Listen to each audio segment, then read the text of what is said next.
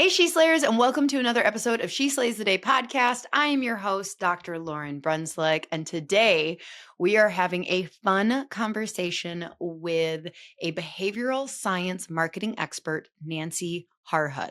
We are diving into why do people do what they do? Why do they buy what they buy? Our logical brain tries to make up an explanation for this, but ultimately there are subconscious emotional triggers that guide us through most of our daily actions, and we are going to learn about a lot of them. She drops so many gold nuggets in this episode. I do highly recommend this being one of those pen and paper episodes. It's fine. You're going for a walk. I don't want to get in the way of your weighted vest walking and stuff like that, but you may want to come back and get the transcript. Speaking of weighted vest walking, some fun updates over the last couple weeks. So fast forward, I had old feet and knees and ankles that started to hurt when I was weighted vest walking. Asked the internet, well, not the internet, my 11,000 healthcare practitioners, what do I do about this? Am I just screwed? They said custom orthotics. Then I said who? Then they said foot levelers. So then I went and got scanned, got custom orthotics in the mail, started wearing them. Month later, really, really like them. Very, very much a game changer. I do need to get a pair for my golf shoes now, though, or I could just use the same ones, I suppose. But like they have special ones for golf. And I'm like, why are they special for golf? I have a feeling my swing is not that sophisticated that I can just use the other ones. But anyways, because now I was like doing something with my hips and now my knee. All right. Anyways, so they worked. So I reached out to them and said, hey, we should collab. I should promote your thing.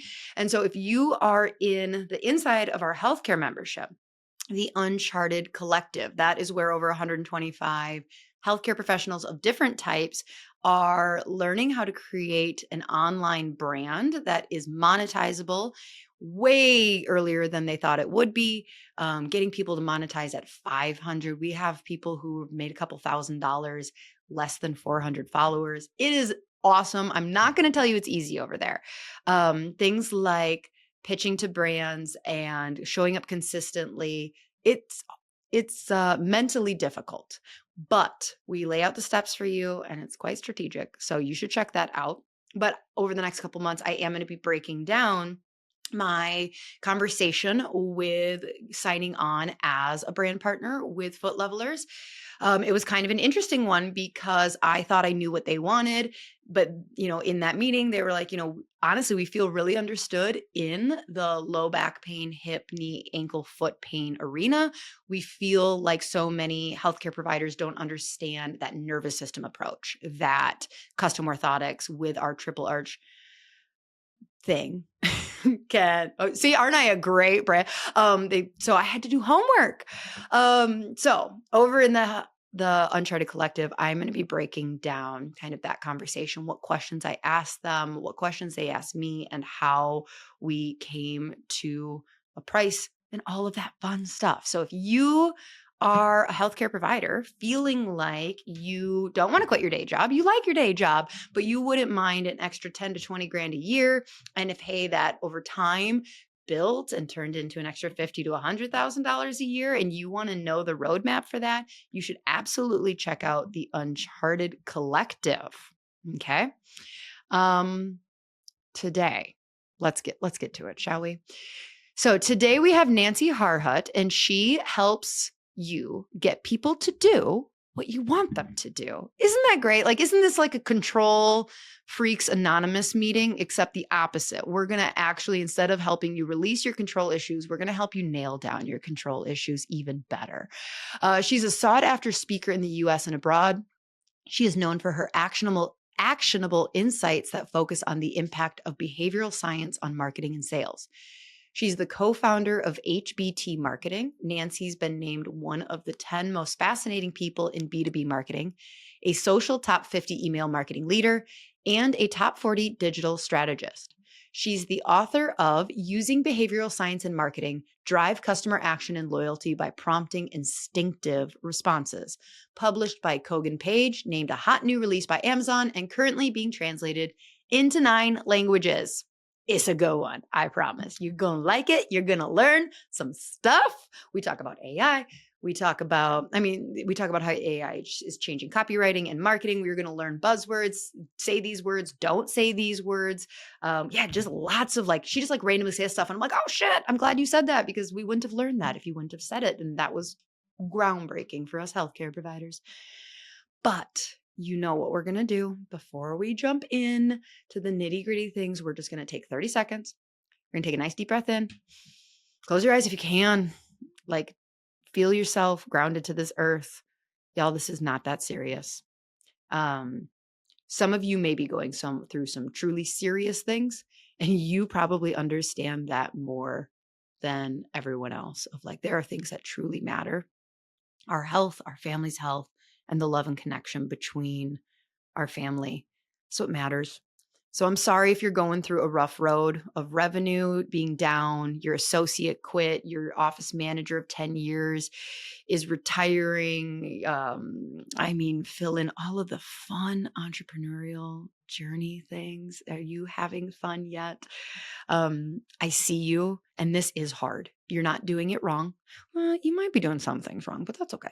Who didn't? Truly, who didn't? The list of things I have done wrong in 15 years is long.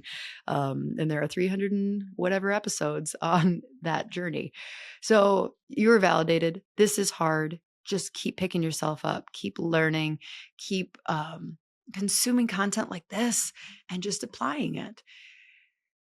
I see you, and I want to be there for you. So if you ever need help, know that I love you, and you are free to reach out through Instagram. Is the best way to get a hold of me, and I'm there.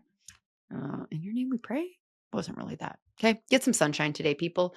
So without further ado, here's my conversation with Nancy Harhut. But actually, real quick, first, I want you to hear from some of the past students that have gone through my program.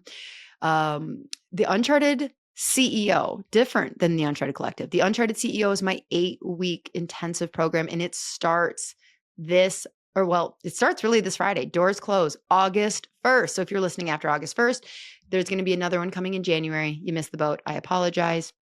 But take a look at this. If you are interested in really getting your cash flow systems, your marketing, your new patients, your relationship with money and your spouse and your 10-year vision, not just as a vision board, as a screensaver on your phone, but instead an actual spreadsheet tactical of how are you going to retire earlier?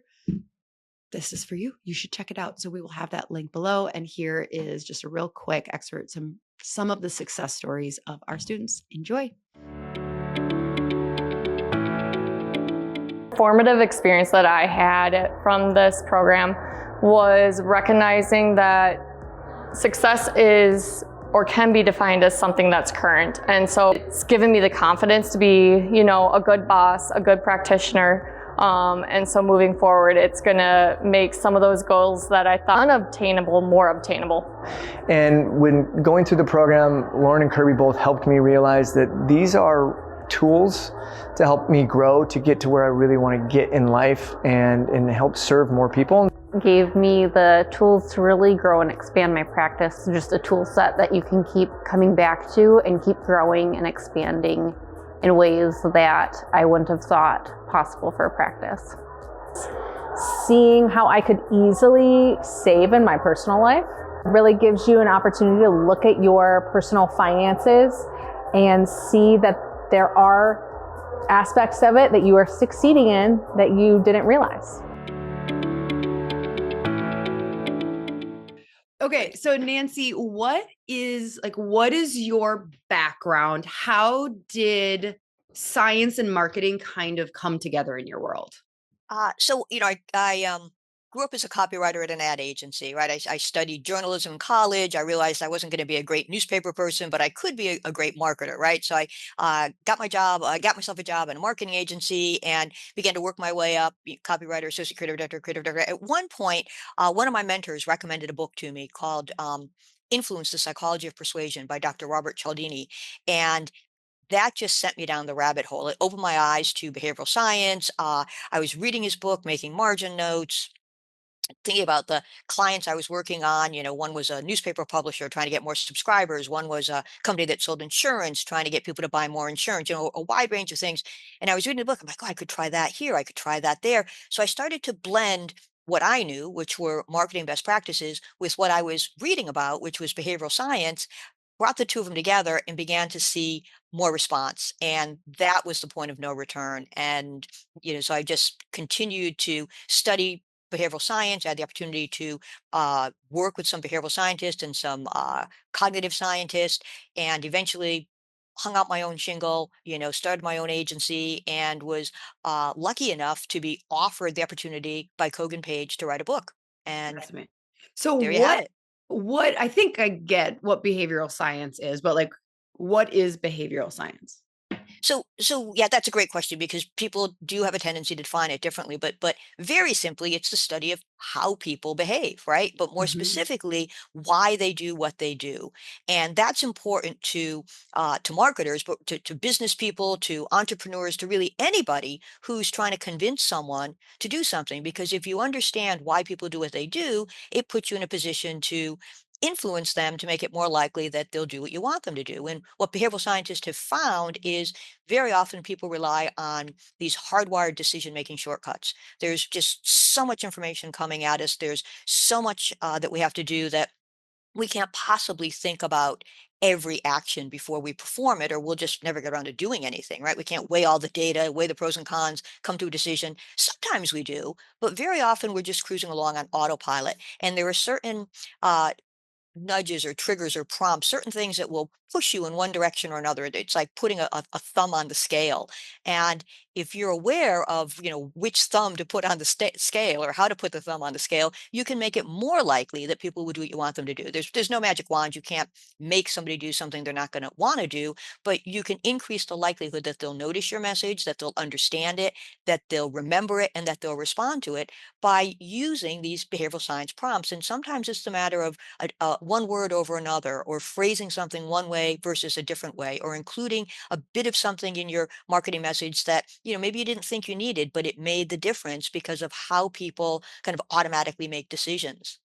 Okay, so what you're saying is that most of buying behavior, or like what gets our attention, is subconscious. Like, because yes, people don't, so we don't even truly understand why we do most of what we do. Correct? So you're Yeah, saying? no, that's a great point. There's a stat that says like up to 95% of decision making happens in the subconscious mind, right? We're not consciously aware of it. Now, if you ask somebody why they did what they did, why they bought what they bought, why they chose, one provider over another, or made the appointment, or decided not to make the appointment, They'll come up with an answer for you, right? Like yes. yeah, I It don't and it'll sound remember. logical, and they'll honestly, they may even believe it. They may think that that's why they did it, and that's part of why they did it, but there's another part that they're not necessarily aware of, that maybe pushed them in one direction or another, and very often they're not aware of that. They can't articulate that. So, we make decisions, and then, often we make decisions for emotional reasons, actually, and then we justify them with the rational reasons. So if you ask somebody, they're not trying to lie to you. They'll tell you why they think they did it, but they may not really understand why they did it. Okay, so we make decisions. So most of our default decisions come from the emotional part of our brain, correct? Is that what you're saying? That's right. Yes. Okay. So then, I mean, let's kind of jump in to what you've learned and kind of what you cover you said something about prompts. Like there are certain prompts that we can do. So Yes. let's start with that of like, if we're so, because all of us, if we look at this like a funnel, right? And I was going to ask if you tend to focus on the initial attraction or the conversion of the sale, but it sounds like everything. Both. Yep. Yeah, which is Both. great. Which is great. I didn't know if like some marketers really focus on that, especially in this day and age where like to get attention is possibly more difficult than it used to be. Well, actually, I would like to ask that now. Like, because when were you working in the advertise, or like when did you start working in ads? Um, oh goodness. Probably about 40 years ago. Okay. Did you say 4 So or 40? 40. It's been a Okay. while. Yeah. Okay. Yeah. All right. So that's like the 80s. Yes. Yes. Yes. Okay. All right. I'm like, hold on. I'm not quite. All right. So is it harder today to market or is it easier? So, it's a good question. It's harder in some respects and it's easier in others. It's harder in some respects because there are more channels, right? There are more, I mean, used to be, you read the daily newspaper, maybe you listened to your local radio station. And I mean, there was a time when there were like maybe, a few channels on TV that you'd watch, ABC, NBC, CBS, and PBS or something, right? Right. And now there's, just there's social media, there's satellite radio, there's, cable TV. There are just so many different channels. So there are that many more demands on somebody's attention, right? There's so many other places that people can be going. So it makes it harder for a marketer to locate people and Well, harder and to, what is impressive is so different. Like Wizard of Oz was this huge deal because it's like, oh my God, it's color, and right. I forget what movie we were just watching, my husband and I were watching with our 13-year-old. Oh gosh, I wish I could remember what movie. Oh, it was The Matrix. And my 13-year-old is like, what is this? And we're like, this movie was huge because of the special effects. Like this hadn't been done before. And now any Joe Blow can go into AI and be like, I want a panda chomping on a piece of bamboo with a semi exploding in the background. And AI is just like, there you go. And so, like, just getting people to go, whoa, I've never seen this before. How is this? Has got to be substantially harder. Yeah. Yeah, no, the bar keeps raising, and in order to capture someone's attention, you've got to be different. And so it's getting harder and harder to do that. Now, AI can help you do that, but of course the problem with AI is people start to get acclimated to it, right? It's like especially if you're trying to get some copy written by AI, they're gonna the AI, whether you're using Claude or Gemini or chat, whoever you're using, and they operate, the artificial intelligence systems operate by choosing the next best or the next most logical piece of copy, the next most logical word. So, you can end up sounding like everyone else. It could be devoid of empathy and emotion. And certainly it's not going to be different because the system is trained on whatever information is out there, and the new information by definition isn't out there because no one's thought of it yet, right? So it's getting harder to find new ways to capture someone's attention, to surprise somebody, to show them something that they haven't seen before. So in that respect it's getting harder. On the other hand, AI makes life easier, right? You can source a photo quickly, you can target much faster, you can plow through data and summarize it in a fraction of the time it used to take to do by hand. So in some respects, it's easier to market. In some respects, it's harder to market. Right. And it's also cheaper than it's ever been to attempt to get someone's, but okay. So, anyways, back to gaining attention. What are some, you use the word prompts or something like that, right? Yes. So, what are some of these prompts that are teachable? Sure, sure. And actually, let's just take a beat here and Yeah. say that prompts now has a couple of different meanings. Like we were Yes. just talking Good about call. AI, Good right? call. So, Yep. so oh, right, what prompt do I put What into prompt the am to I the typing AI? in? And so when I say prompt, I mean prompt is a synonym to nudge or to influence, or to trigger someone. So, This is a prompt that we as the marketer are using to gain the attention of the marketee. Is yes, that a yes, so word? of Is that your a word? audience, yeah. Yes, yes, So think of audience. it, it's like a prompt or a nudge or a trigger. If I sneezed, what would you do? You would probably automatically, just without even thinking, say, Say bless bless you, you. or Yep. gesundheit, right? That's Yeah. what it's, Okay, okay, okay, so okay. the So like sneeze how would we be the like prompt, right? hack Yeah. into this subconscious mind. Okay. Yes. Yes. Teach me stuff. So if I said, hey, how are you doing today? You'd probably just automatically autopilot say, good, how are you? Like there are certain things we do without thinking. So one of them from a marketing perspective is we have a tendency to gravitate towards the center. So if you put three things in front of someone, they very often will grab the center option, right? We don't like to be out on the bleeding edge. We don't like to feel like we're lagging behind. The center feels safe, right? It feels like a good place to go. So if you have three pricing plans, the one that you want to sell might be the one you want to put in the middle. So if you have a basic and a deluxe, for example, more people will probably choose the basic because it's cheaper, right?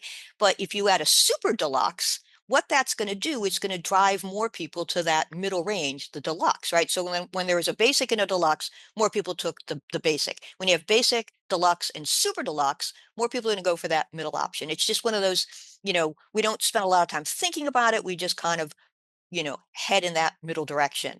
There are certain words that jump out and will attract the human eye. I refer to them as eye magnet words because they will attract the eye, whether it's on screen or on paper, where, because when we read, we don't read the way we write. When we write, we have to write one word followed by the next, followed by the next. But when we read, we skim, we scan, and if something happens to capture our attention, then we go in and we more fully consume the content. We spend a little bit more time with it. Any word involving novelty is really good because the human brain is hardwired to seek out the new and novel.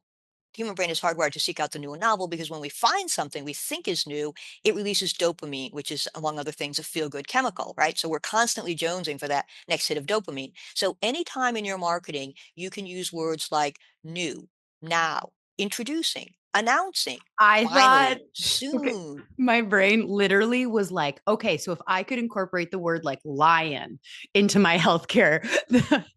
Okay, you meant, okay, I'm glad you clarified because I was like, all right, so like throw a really random word into your marketing, but that's not what you mean by novelty. So no, no, no. Things that are new or different. So if you can use introducing or announcing or finally, which, so just like pent up demand, like that's what, the eye is attracted to. She's like, oh, I'm going to find something that's new, now, introducing, announcing, finally, soon, discover, right? It's like, oh, okay. So those are all great words to use. The word you is an eye magnet word. And a lot of times we make the mistake when we're marketing of saying, I provide fabulous service, our practice, we believe, we treat, our clients this way, we go the extra mile, and that's all true. And that's all what um, a, a clinic owner, believes and knows, and that's how they're practicing. But our eyes and our ears, for that matter, are not interested in I, we, our, name of the practice. They're interested in the word you, because when I see the word you, it's a substitute for Nancy Harhut, right? It's like it means me, and I'm more interested in myself than anyone else. So instead of saying, we provide great service, we go the extra mile, we follow a 10-point checklist. You can say things like, you'll really enjoy the service. You'll be pleased to know we follow a 10-point checklist. You'll benefit from our unique approach to dentistry, chiropractics, veterinary service, whatever it is, right? You want to, wherever possible, replace I, we, our with the word you, because that's what people are going to zone into. So you is another I magnet word. So anything around, new, now, introducing, announcing, the word you, the word free. It got a bad rap in email, not that all, Okay. well, probably about 10 years ago, because it would trigger the spam filters. It doesn't do that anymore. And free is incredible. Um, Is it? Okay. it really is. And here's the I reason didn't why. know because I feel like there are probably some words that used to be good that people are like, ugh, now, but free still So works. People free love still free. works. You know what? I know free still works because my daughters are in piano and we actually have a gorgeous like upright piano that we got a decade ago. I think before our children were even playing piano because it was free. And this was back when my husband was like only like 25 or something like that. And it was like, you come move it. So I sent him get it. It's from the 1900s. It's gorgeous. Well, last week, the piano teacher sent out a text to all the piano parents saying, somebody is getting rid of their baby grand. It's free if you come get it. And my husband was like messaging me like, can you think of a place where we would put a baby grand in our house? And I was like, no, we have no space. And he's like, but it's free. And I'm like, we have a gorgeous vintage upright already. And he's like, I know, but I've always, and I'm like, I know. So yeah, free still works. Free still It works. still works. There's a gentleman named Jay Schwedelson. He runs subjectline.com, and he tests, thousands and thousands and thousands of emails. And he found that free will get you twice the opens as complimentary in a subject line. Now, if you think about it, free and complimentary, they mean the same thing. And We complimentary, just you could think we're argue, being fancy with complimentary. well, yes, you could argue that it sounds a little, more high end, but he's done head-to-head test and you can get twice as many opens with the word free. There's a behavioral scientist named Dan Ariely, and he wrote a book called Predictably Irrational. And he devotes an entire chapter in the book to the pulling power of the word free. And he finds that free produces this emotional charge in us. And it's so strong that it's hard for us to overcome. And if something costs even, a few cents, we might not be interested, right? But if it's free, we have to have it. If that piano was even $5, maybe your husband wouldn't have been so like, do we Right. have room in the house for it? But it was free, it just produces Hmm. this emotional charge in us. So when you can use free, you want to use it. Now, of course, you want to use it judiciously because you can't give away everything for free, and you also don't want to undervalue your services. But if you have a free consultation, if something comes with a free tip sheet or a free guide or a list of free exercises, or if there's a logical place to use the word free, that is really great because the eye goes to it, people respond to it. So we have free, we have, the novel words like new, introducing, announcing. The word alert is also an eye magnet word. When we see the word alert, our eye goes right to it because humans over the ages have been taught to move towards pleasure and away from pain. We're always scanning the metaphorical horizon, looking for danger so we can avoid it. And when we see the word alert, it puts us on high alert. We're like, oh my gosh, I got to pay attention to this. So if you have an alert for somebody, that's a good word to use in marketing because it will attract the eye. So these are just kind of some of the nudges or prompts or triggers that we can use when we're creating our marketing to increase the likelihood that someone will make the choice that we want them to make, that someone will read the marketing message, whether it's an email or an ad or a social media post. But these are some of the things that we use. And speaking of social media, it makes me think of social proof, which is another behavioral science principle. And it's this idea that when people aren't certain about what move to make, they look to others, particularly others like themselves, and they see what they're doing. So, if you need to choose a new provider, maybe you're new in town and you need to find a chiropractor or a dentist, or maybe you've never needed a physical therapist before, but suddenly, you twisted your knee and now you do. You're like, okay, who do I choose? I have, there are maybe a half a dozen that are within easy driving distance. So now what do I do? I've narrowed Yep. down the How do I geography. pick? Yep. How do I pick, right? And so social proof can come into play. The site that has the website perhaps that has the best testimonials, or that has the star ratings, or that says that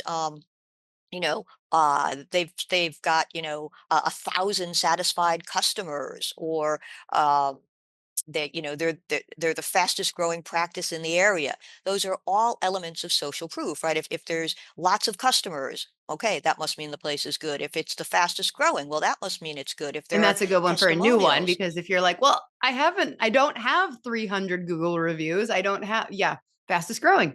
And who's going to fact exactly. If check that? yeah, if you're brand new or new to the area, people will look at, month over month growth. And if you've grown a lot over the last several months, that means the trend is in the right direction. And that suggests to potential customers, okay, this And is you're a probably hitting safe bet. on the like, you're the new person. And so you're doubling down on like, you're new, your Right, novelty. right. Yeah, try we're brand new. Everything is, sharp, shiny and sparkly and brand new equipment, and we're new in town and try somebody new. So you've got the new thing, but then, it's not so completely unproven that you're like, oh, I don't know, I don't want to take a chance because it's been growing over the last several months. So anytime that you can just give these little reassurances, because people are going to say, well, all right, other people like me, people who needed a dentist, a vet, a physical therapist, a chiropractor, who live in this area are choosing this office. So that makes me feel confident that I can. I feel comfortable that I won't be making a bad choice. And the thing about testimonials is a lot of times we think we have to have the best one, and we like go through all of the reviews and testimonials trying to find that one that says, oh, Acme is the absolute best. Don't go anywhere else. And you're like, finally, I've got the perfect testimonial. And Golden and the nugget. truth, and the golden nugget, right? And we're Right. like, that's the one we're going to use. And the truth of the matter is, if somebody's reading the testimonials, they haven't yet decided. And so they're looking for something, right? Something's holding them back. They're wondering, are they as good as they say they are? Is it worth the money? Will I be treated well? Will I be disappointed? Maybe I was disappointed before some other place. Maybe I'll be disappointed again. Will it be painful? There's something that they're wondering about. And if you can find a testimonial that says, you know, I wondered if it would be worth driving the extra 5 minutes to get there, but it absolutely is. The service is fabulous. Would definitely return. Or I wondered if it would be worth the price. I didn't know if I wanted to spend the money. I thought maybe I can just handle this on my own. Or, the last time I went to the dentist, it was a very painful experience and I was hesitant to go, but Dr. Smith couldn't be more gentle. A lot of times we think we don't want to put that front part of the testimonial in because Right. it Yeah, yeah, yeah. brings up something bad. And we're like, ooh, if people aren't thinking about it, I don't want to plant the seed in their head that they have to drive an extra 5 minutes or that we might be more expensive or that it might be, But the truth is, people are already thinking that. They're already thinking that. And what they want is they want to go, oh my gosh, I was wondering that same thing too, but gee, Lauren went through it and she tried this new place and she likes it. So therefore, I probably will like it too. So you don't have to have that perfect, perfect testimonial that doesn't have a single doubt in it. You want to start where somebody is with that, gee, I was wondering about, and yet this turned out to be fabulous. That little bit of skepticism makes your testimonial and your social proof as a result that much stronger. Yeah. So when we're talking about the psychology of this, I feel like, especially in my audience, because we went in as like, we're here to serve people. Like they have something that needs fixing and we want to fix it. We are passionate about that. And then you have to get in your business mind of like, oh, like I opened my doors and the people are not flooding in, or I want more people. And so you have to start thinking about like this. And it can, for some people, not me, I love the psychology of sales. Like I'm obsessed with understanding human behavior and things like that. But for some people, they get really icked out. They're like, this feels like I'm manipulating them or tricking them. Is that common in other industries when you're talking about sales, or is it more like service focused people that really get stuck on that? So, no, I've heard this before, it's like I don't want to, I don't want to manipulate. And you know what? I don't want you to manipulate, right? I want you to motivate. There's a difference between manipulating and motivating. And what we want to do is we want to motivate. We want to make it a win-win situation. We want to make it easy for people to get what they need, the services that they need, and we want to, we want to stay in business, right? And that's where the win-win is. So, um, again, there's a lot of demands on our attention. So we want to make sure that we do things to make sure that our message stands out, right? If somebody needs a chiropractor, they're going to choose somebody. You want them to choose you, right? Now, you want them to choose you because you're good. And in order to demonstrate that to them, they have to notice your message. They have to be willing to give you a try. They have to feel confident that it's going to be worth it to them to book that appointment, right? They're going to book somewhere. It might as well be you. And so what you want to do is you want to take the steps necessary to make it more likely that people are going to notice your message, that they're going to understand it, that they're going to feel like, oh, they have what I need there, right? So, I mean, you can do a poorly executed ad, a poorly written ad, or you can do one that's more likely to get noticed and get responded to. Which do you want? You want that latter one, right? You want the one that's more likely to be noticed and responded to. What you don't want to do is you don't want to lie, right? You don't want to say things that aren't true. You don't want to lure people in under false pretenses. That's manipulation. That's the ick. But if what you're saying is truth, if it's honest, if it's truthful, if it's the same thing you would say to your mom or your friend or your kid, right? If you can if it passes the honesty test, then you want to get that message out there and you want to get it out there in the best possible way, right? I mean, you can you can pull a tooth with or without Novocaine. You probably want the Novocaine, right? Most people would. Like, why not make it a little bit less painful? Why not make it a little bit easier, right? If we know how people make decisions, if we know that they're cruising along on autopilot, let's use that to our advantage, but also to theirs. You're providing a service, by making it easier for them to find you. Right. And that's the way I look at it. You don't want to manipulate, you want to motivate. You want to be honest, you want to be ethical, you want to be responsible in how you use these tactics, because it's a win-win for both the practitioner and the patient. Right. So you're not selling them something that they don't need. If you know, like the ad you're putting out is attracting someone who needs this service, they're going to pick, you might as well have the best ad. That's what you're saying.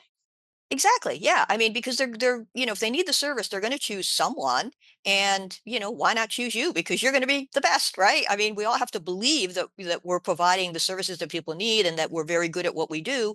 So again, it's a win-win. They get the service they need, you get to stay in business. You're providing a service by, it's like you wouldn't advertise you wouldn't advertise in a state that you don't practice in. That wouldn't make sense, would it? Like, why would you do that? You could, but it makes no sense, right? You're going to advertise in the area where you practice because that's where you're most likely to find customers, right? Well, it's the same thing with the kind of ad that you run.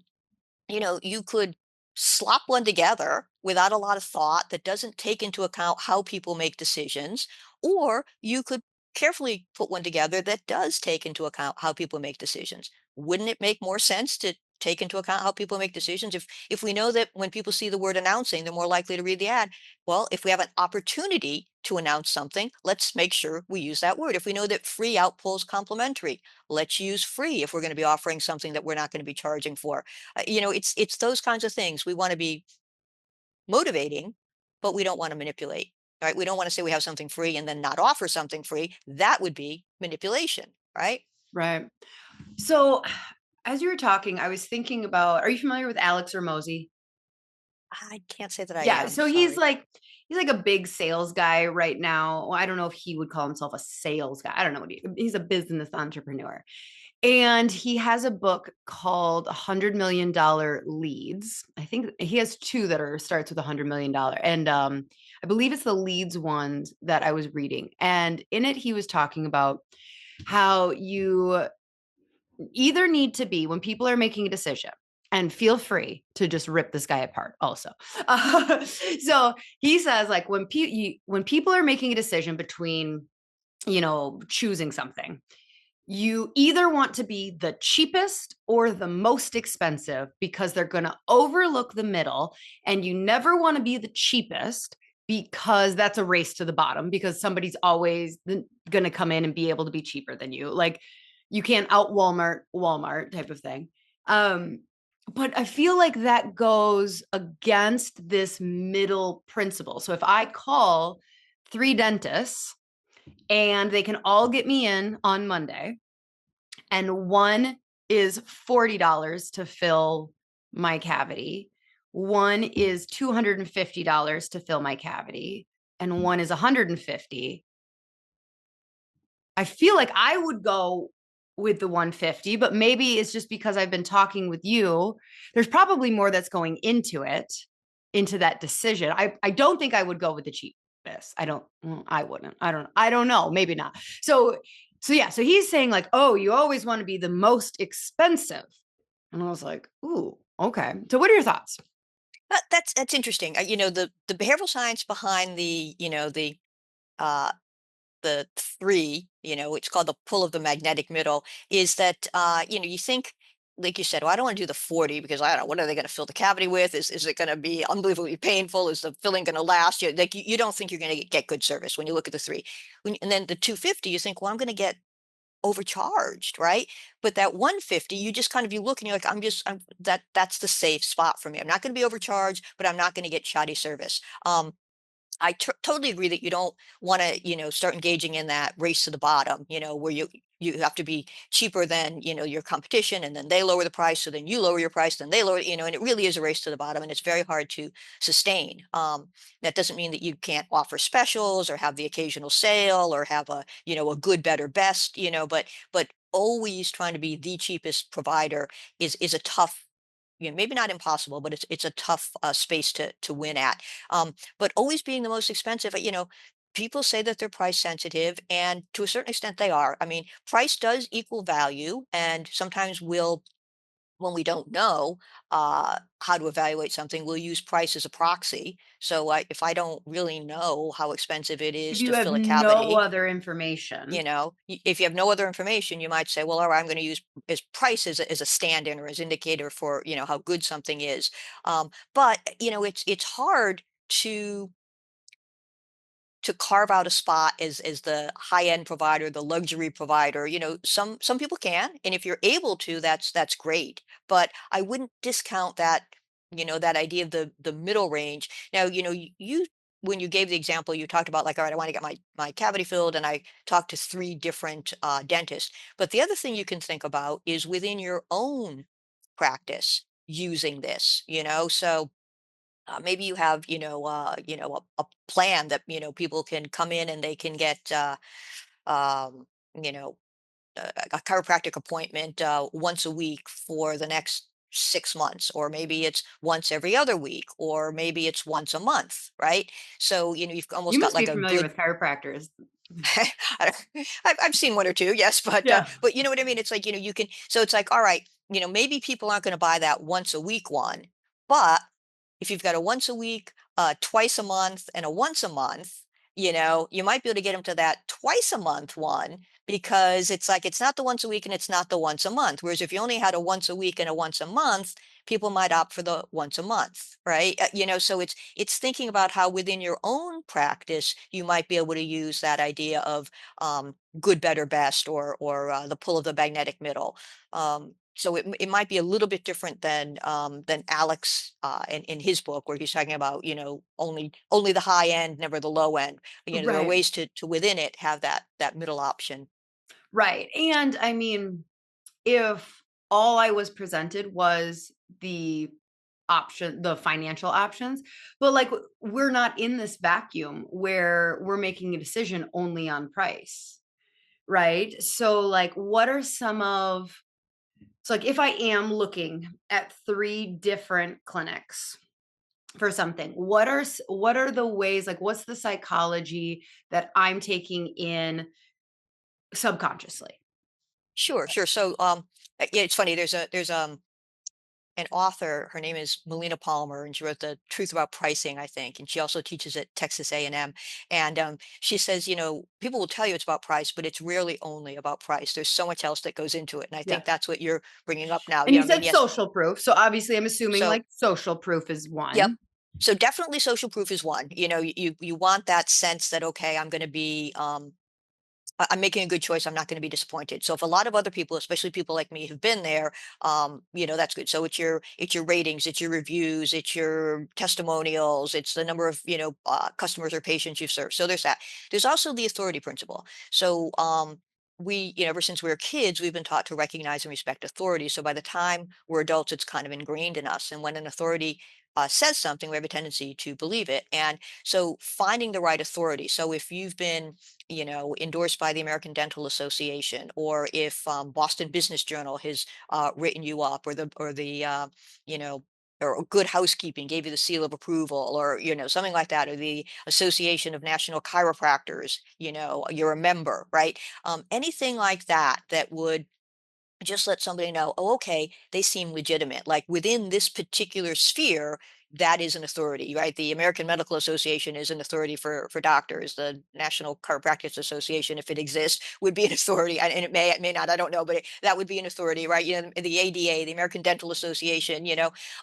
So if you're a member of a particular association, if you've been written up in a trade publication, if you've been on the local news, if there's been a story about you in the Boston Business Journal, or on, a television program or something, all of those are like kind of credibility markers or symbols of authority. And people think, well, all right, they must be good. They got the Good Housekeeping seal of approval, or they're a member of the American Dental Association. So you've got, on the one hand, social proof, like people like me choose them. On the other hand, you've got the authority principle, people whose job it is to know, whose job it is to know whether a provider is good or not. They say this person is good, and that, to the potential customer, what that means is just like, okay, good. Again, I feel confident making this decision. I can check it off my list, and I can go back to doing the million other things on my to-do list, or back to my job, to doing the thing that I'm good at, because I'm not necessarily good at figuring out who the best chiropractor, who the best physical therapist is, but if someone who's an authority has weighed in, that's going to help. So we've got that going on. We talked about the idea of eye magnet words. So as you're creating your marketing, whether it's a social post or an ad or a radio spot or what, using some of those eye magnet words, there's also the idea of the reason why. And behavioral scientists have found that people are more likely to do what we ask them to do when we give them a reason why. And sometimes, we in marketing, we kind of forget to do it, right? We think, all right, I have this practice. I'm going to let people know about the practice. They have a problem. Their dog needs to see a vet. They need a chiropractic adjustment. They need physical therapy. I mean, they have a need. I have the solution. I tell them about What's the my problem here? existence. Yep, yep. What's the problem here, right? Here's my phone number. Here's my URL. But just certainly, completing the loop and explaining why, why you should choose me, why you should call me now, can really help. And there's a behavioral scientist, her name is Ellen Langer, and she ran this experiment a long time ago, when photocopiers were used a lot more often than they are used now. But the principle holds. And it was this idea that people were lined up to use the photocopier, right? A Xerox machine, right? And, or some brand like that. And she sent someone to the head of the line and she instructed them to say, excuse me, can I cut in front of you? And 60% of the time, people said, sure, you can cut in front of me. So then she repeats the experiment, but this time she sends someone to the head of the line and she instructs them to say, excuse me, can I cut in front of you? Because I'm in a hurry and I've got some What copies to state make. was this in? Because I guarantee you in Minnesota and Wisconsin, where I'm from, like that stat would be like 90%. No reason why needed. We'd just be like, up, short. Yep, yep. Oh, that's very interesting. Okay, all right. It was But done no, in I get where you're Massachusetts. going with this for sure. I just like got so anxious thinking about the 40% of people who were ballsy enough to be like, no, To say you no. can't cut in front of me.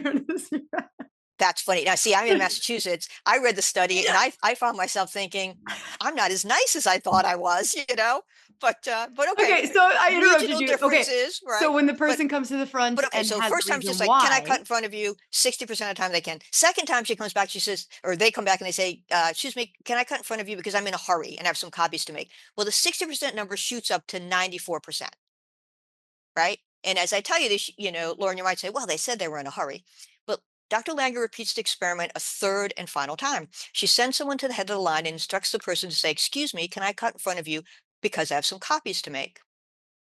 The 94% number drops to 93%. And I can see that puzzled look on your only to face. You're following me. 93%?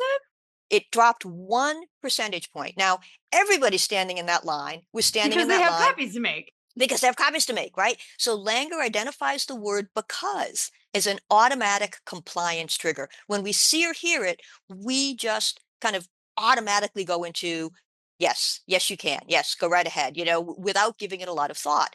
And that's why providing the reason why, even if it's not this, you know, ironclad bulletproof reason, can help lift response. It would be great to say, listen, you should choose my service because every 10th patient that walks out wins $1 million. Well, you'd have lots of people signing up, right? But you can't say that because you're not giving away $1 million to every 10th patient. But you could say, you should choose my practice because, we really take care of our patients. Well, of course you do. That's why you're in business, Yeah, right? I mean, you're not really adding some, earth shattering reason, but just having that reason. You should choose us because other people like you have chosen us. So you've got some social proof in there along with the reason why. You should choose us because you're going to be very pleased with the service. Again, you're not again, really such a duh advancing the argument, statement, but yeah, but just because. providing that reason why. And behavioral scientists have found that providing the reason why is more likely to get, or it makes people more likely to comply, to say yes. So we have social proof, we've got authority, we've got eye magnet words, we've got this idea of the reason why. These are all, great ways, great tools and tactics that we can use just to make it more likely that people are going to notice and take action when we want them to. There's also the idea of loss aversion. And this is kind of counterintuitive because in marketing, we're all about benefits, gains, advantages, right? All the great things that will happen if you choose my service, if you choose, my practice. And I'm not saying we should walk away from benefits. We know that benefits work, they're important. But what behavioral scientists have found is people are actually twice as motivated to avoid the pain of loss.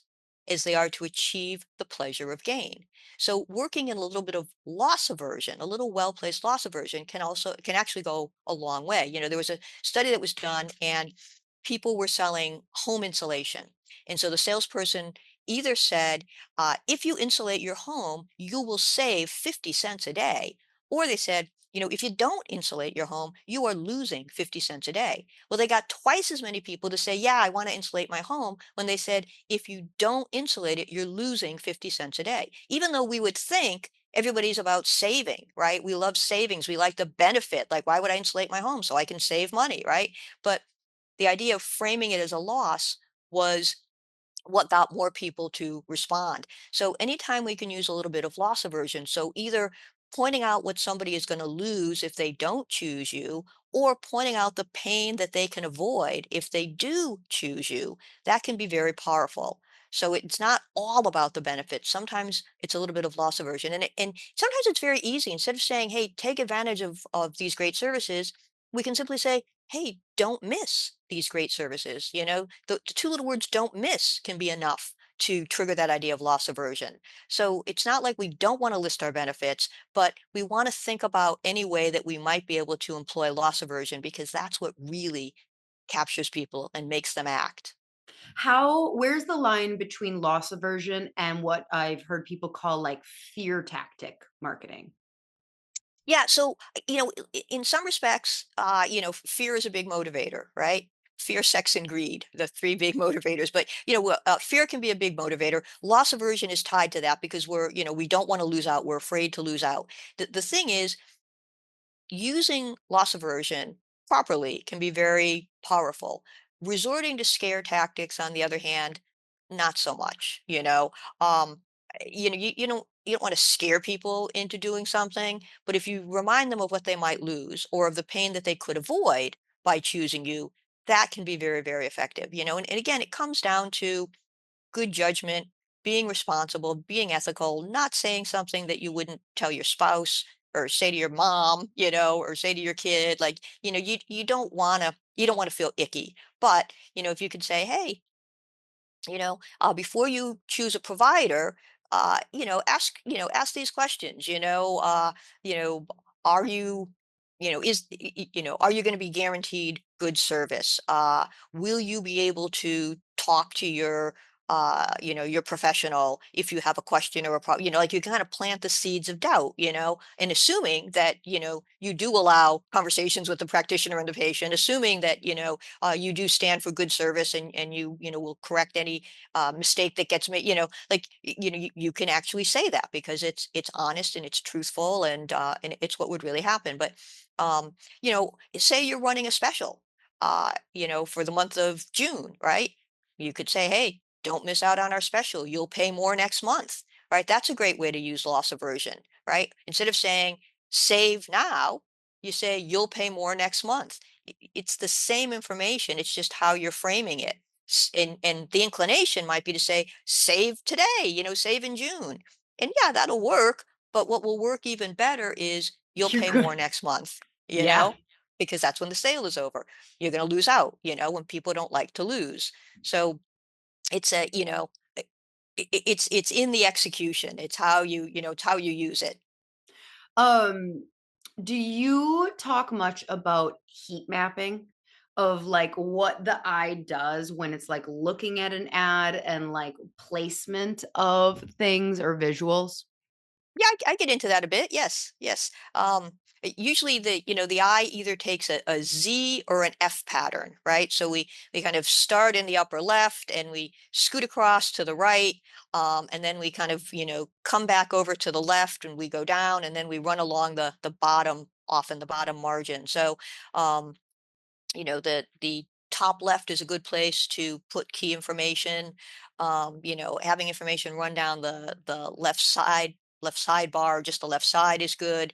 There are certain places where people are used to seeing on a website the hamburger menu, for example, or Mhm. the search bar, right? So if you're building a site, you want to use some of those same conventions that other people have used simply because that's what people are used to. That's what they're Like on the used one to. hand, we say you want to be different, you want to stand out, you want to capture attention, and you do to a certain extent. But you want to also use certain things that are familiar because that's going to reduce friction. If people are looking for something and it's usually in the upper left-hand corner and it's not there and they can't find it, that causes friction and they can just walk away and try somebody else, or they'll get frustrated and it just colors the experience. So, but what's interesting is when you heat map on, you do heat mapping for certain ads, for example, you'll see that faces light up, right? People's eyes go to faces. And if you can use a face in your advertising, whether it's a, you know, social media post or a print ad or a, digital ad, I'm um, literally thinking about dentists and chiropractors. So dentists often have does a mouth count, and mm, then chiropractors are classic to like have the face turned away because we need to yeah. see the spine for some reason. Dentists and chiropractors love to show we're like obsessed with teeth and spines, but show a face. Sure. Well, we're drawn to faces. Humans are drawn to other people's faces, and this goes, back ages and ages and ages ago, where, you'd meet another human and you would have to quickly decide friend or foe, right? And so what you do is you look them in the face, particularly in the eye. So if you can have that face looking out at you, so that you can kind of, your potential customer is making eye contact with the face in your ad, that's a very good thing because we're just hardwired to look at other people's faces. The other thing you can do if you're not going to make eye contact is you can use eye gaze because we will follow the gaze of others. If you're ever like walking down the street and there's a bunch of people at the end of the street and they're all looking up, you're going to look up too. Like we follow the gaze of others. If you're talking to somebody, you're at a conference maybe, and you guys are talking and somebody looks off to the side, you're going to quickly, without even thinking it, you just follow their eyes. We follow eye gaze. So in your ad, you can have somebody looking at your headline, at your offer, at your URL, or like you can direct them to a critical point in your marketing message, right? Because we follow the gaze of eyes. So we're either going to look at the face or we're going to follow, where the eyes of that face are looking, because they're going to direct us to again, the call to action, the coupon, the phone number, the URL, the special that you're running for the month of June, whatever it is, right? So, and if you do the heat mapping, you will see that that's where people's eyes go. They go to faces, they go to eye gaze. That's what's going to be that hot red, and then it starts to cool off, from there. And then maybe the logo will jump or the call to action if they're an offer or something. But as people skim and scan, those are things that they look at. There's also the idea of before and after pictures. And those are really interesting because they can be used in a number of different ways. You could have, that that embarrassing smile, and then the smile when the teeth have all been Yeah. beautifully taken care of, or you can have somebody who's hunched over in pain and now they're standing up straight, or whatever it turns out to be. But the closer those two are together, the more effective people believe that this service or product being advertised is. So you have an option Like to spatially on the have. ad right next to each Yes. Yeah, instead of saying like, one at the top and one at the bottom, or one over, the upper left and one down in the lower right, no, you want them as close together as possible, literally side by side, because testing shows that the closer they are, the more effective people think the product or service being advertised is. So if you're ever going to use before and after shots, and and then sometimes, people are like, well, how do I demonstrate before and after for, I don't know, physical therapy? It could be, the shot of a person who's frowning because they're in pain, and then the same person smiling because they're pain free, right? You're not necessarily showing the work that you did on their twisted knee or whatnot, but just, here's how they were when they, when they had a problem. Here's how they were after they received the treatment, and that still conveys the, oh wow, this must be a really good, physical therapist, or a really good chiropractor. So those before and after shots, you want them as close together as possible. Um, the other thing eyes go to are charts and graphs. And what's interesting about a chart and graph is there was a study that came out of Cornell, and they had people read about this new drug that was coming out. And then they asked people, after having read it, the article, what do you think? You think the drug is going to be good or not? And, people were like, yeah, like, I'd say about half of them were saying, yes, it looks like it's going to be good. Then they repeated the study, and the only thing they did is they added a chart to the message. And the chart didn't provide new information. It didn't make the written information easier to understand or decipher or anything. It simply provided what the researchers came to call scientific veracity, truthfulness. Well, there's a chart, it must be true. And that, what happened was instead of about half of the people saying, yeah, I think the drug is going to be good, it went up to about three-quarters of the people saying, yeah, I think it's going to be good. And it was simply that the chart was there.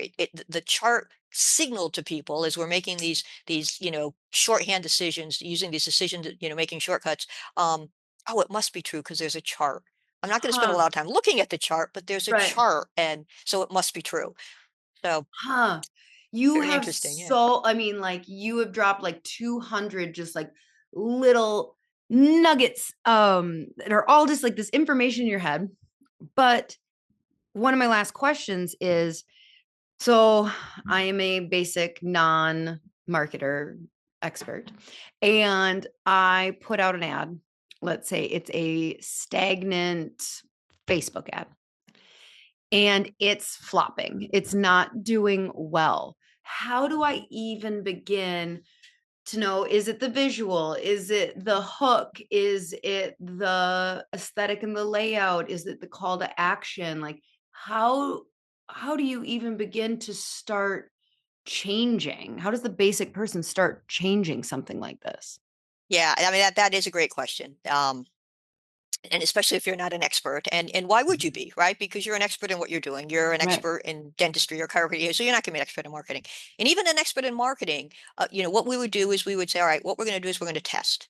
Okay. And when we test, we're going to isolate a single variable. So we're gonna take the ad that we thought was going to work, but it's flopping, and we're going to change one thing, a single variable. We're going to change the headline, and we're going to see if that makes a difference. And if that doesn't make a difference, we're going to go back to the original, but this time we're going to change the visual. We're going to see if that makes a difference. And if it doesn't, we're going to go back to the original, but the third time around, we're going to change the offer. So we want to set up tests so that we're identifying one thing that we're changing. So now you may say, well, all right, how do I decide what change should I make? Where do I even start? Right. So there are some basics that go into a really good ad, right? So a visual that looks a little different than everything else out there that's going to capture This is someone's where we attention. incorporate the lion. Yeah, well, sure. If everyone else is showing, people with their mouths open, and yours has a lion with I don't know, a dental tool in its hand or Yeah. something, you'd be like, well, that's weird. I'm not That's used to weird. seeing a dentist that's a lion. But yeah, I mean, so having a visual that captures your attention, especially as people are scrolling through social, is important. So, you look at that, having a clear headline. Sometimes we think we want to be cute and clever with our headlines, but the truth of the matter is, again, people are, they're skimming and scanning, they're scrolling, and you need to quickly deliver the essence of your message. Good offers are important, the emotional connection, solving a problem. So there are lots of ways you can get at what your message should be, but those are good places to start. Am I speaking to someone because I'm speaking about a problem they have and the fact that I have a solution, or do I have a really good offer, or am I new in town, or am I offering a new service that previously wasn't available? These are some of the things that will capture someone's attention. If none of those things apply, maybe we want to start to lean in on social proof. Maybe you got a really good quote from a patient or a customer, and we put that up. Maybe we want to talk about a problem someone might be having. Like, are you experiencing this? If you are, come and see us. We might be able to help. But so you start to look at what your message is, and you want to make sure that you're not just saying something that's like very vanilla, like you know. We have an office in Newton and we're looking for new patients. We'd welcome the opportunity to serve you.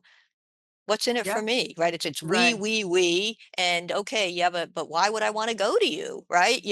But Mhm. sometimes we're like, well, that's our message. That's what we want to get out there, Our message and is we have this office and we want you to come to us. exactly, Get a better and message. so you get a bit, well, try to look at it from the customer's point of view, right? You're Mhm. advertising for a particular reason. You want more customers. Absolutely. You want more patients. Absolutely. But what does that customer or patient want? and try to see it through their lens and serve up your message that way. So these are some of the ways to look at how you could start to improve an ad that's not doing as well as you hoped. And Got there's it. a lot more of them, Oh but my gosh. there's only Yeah. so much we can do, right? Oh, Yeah. right. So, well, and nowadays this is kind of one of those scenarios where it's can be considered easier, I would imagine, of marketing nowadays. So like now, if you're running a meta ad, it takes like you can submit, this is all done automatically. You can literally submit 3 different ads. One had like where you're just playing with your offer, and Meta will say like, okay, give us the total ad budget. I was just at Social Media Marketing World, and they like were talking about how with AI, let the robots figure it out. Anytime where Meta or these are saying like, would you like us to figure out which of these ads is better and spend your money? Say yes. But yeah, so like now it's like you can submit the exact same ad with 3 different offers and say, I only want to spend $20. And Meta is going to go like, okay, we are going to spend $18 on this one and like testing. And then from there, they say like, all right, and the next phase would be, all right, that was the winning hook. Now submit 3 different ads with that same hook or offer with 3 different visuals. And so it's like, it's really, I can't even imagine how much effort and money and manpower it took in the 80s and the 90s and the early 2000s to test something like that. And now it's like, oh, Meta's figuring it out for me, and type of thing. So just Yeah. Yeah. very, very interesting. Yeah, Okay, yeah, it's funny. so I was at Social Media yeah, Marketing World too. I gave a yeah, workshop there this year. Yeah, that's yeah, probably how we connected. Yeah, yeah. yes, yeah. But no, your point is very well taken. It's like this is one instance where AI is going to help you. So let it, like, let the machine Mhm. learning just take it and run with it, and it makes it easy for you, and you can benefit from it. Absolutely. Yeah. Okay, well, thank you so much. So where can people buy your book? Where can people just get more of you? Because I feel like, again, you just dropped randomly so many nuggets that I'm like, oh, okay, but where are all the rest of your nuggets in your head? Where can I read this? Where can I get more of you? Sure, sure. Thank you. So the book I wrote is called Using Behavioral Science in Marketing, Drive Customer Action and Loyalty by Prompting Instinctive Responses. Bright yellow cover. You can get it on Amazon. You can get it Was at that Kogan a Page. was that a choice? Was that a behavior Kogan science thing? Page was publisher. They Okay. designed it. They gave me some options, and I went with the yellow one. I Okay. think it jumps out. I really Yeah. do. And people have started to refer to it as that yellow book. So not that it's the only one that has a yellow cover, but using behavioral science and marketing, Amazon, KoganPage.com.